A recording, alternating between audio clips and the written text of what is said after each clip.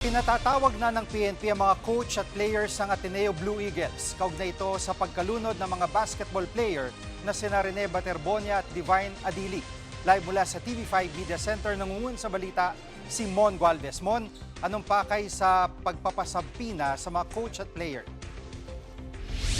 Yun na nga, Jiggy, aalamin daw ng mga otoridad kung may pananagutan ba ang mga coach, maging yung mga player, sa pagkamatay ni Rene Baterbonia at ni Divine Adili.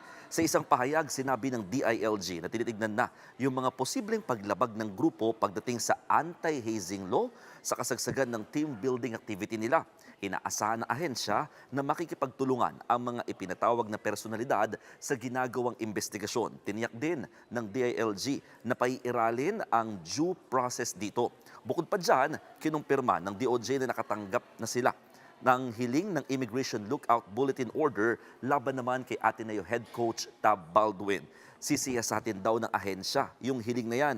Kahapon ay kinumpirma ng mga abogado ng pamilya Baterbonia na hiniling nila nga yung Lookout Bulletin Order laban kay Baldwin para raw manatili muna siya sa bansa habang gumugulong ang investigasyon. Jiggy. At Mon, nakausap na ba ng mga otoridad si Coach Tab Baldwin? Well, kung Aurora Police ang tatanungin, kinumpirma nila na nakausap naman, na nasa lugar actually ng area kung saan ginawa yung team building activity, eto nga si Coach Tab Baldwin. Pero hindi raw ito nagbigay ng salaysay sa mga pulis. Narito ang pahayag mula sa Aurora PNP. Pinuntahan doon mismo sa resort, pero during that time sila talaga nasa state of shock sila, kaya hindi mamalinaw. Mon, may pahayag na ba ang pamunuan ng Ateneo kaugnay sa nangyaring trahedya? Meron, Jiggy, merong nilabas na bagong statement o pahayag ang Ateneo tungkol nga dito sa nangyaring insidente. Sa isang pahayag, sinabi ng pamunuan ng Ateneo na naka-leave ngayon sina Head Coach Tab Baldwin at team manager nito na si Epok Kimpo habang nagpapatuloy ang investigasyon para raw walang mangyaring anumang klaseng impluensya o pressure patungkol sa ginagawang investigasyon. Nagsagawa rin daw sila ng exercise sa bahagi ng dagat na hanggang tuhod yung lalim. Nang biglang tangay na lamang ng malakas na alon, ito ngang sina Rene at saka si Divine.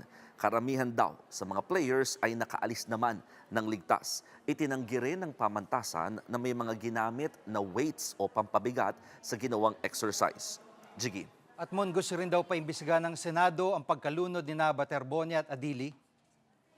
Oo nga, Jiggy. Actually, si Senator Robin Padilla ay naghain ng resolusyon sa Senado para nga imbestigahan daw itong pagkamatay ng dalawang student athlete. Ayon kay Padilla, aalamin nila yung mga nangyari sa insidente para nga matukoy kung kinakailangan ba ng mga karagdagan pang batas para mas maprotektahan din ang mga student athlete. Iyahain naman ito sa oras na muling tumanggap ng mga legislative submissions ang legislative bills and index service ng Senado. Noong Miyerkules ng gabi, bumisita si Padilla sa burol ni Rene sa Quezon City. Yan muna ang latest. Balik sa iyo, Jiggy. Yan ang ulat ni Mon Gualvez live mula sa TV5 Media Center. Mga kapatid, Jiggy Manikad po. Pagdating sa mahalagang balita sa loob at labas ng bansa, dapat una sa lahat, mag-follow at mag-subscribe na sa social media pages ng News 5.